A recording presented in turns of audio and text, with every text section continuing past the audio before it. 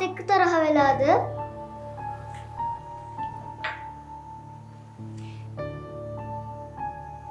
අම්මා තාටිකින් එයි.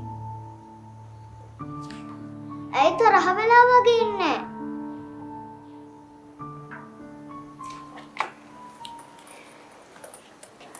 මම කාත් එක්ක තරහක් නැහැ, යාළුවොත් නැහැ.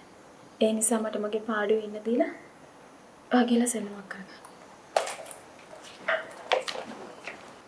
සමාවෙන්න ඉතින්. ඔයාට දුක හිතුණද? ඔව්.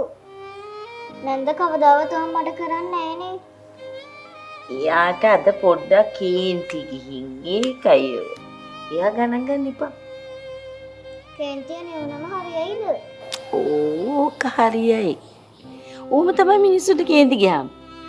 දැන් ඔයගොල්ලෝ අම්මටත් කේන්ති යන්නේ. එතකොට දුක හිතෙනවද? නෑ නේද? ඒකනේ. සතිය දින පහෙම රාත්‍රී 9ට ITN බලන්න.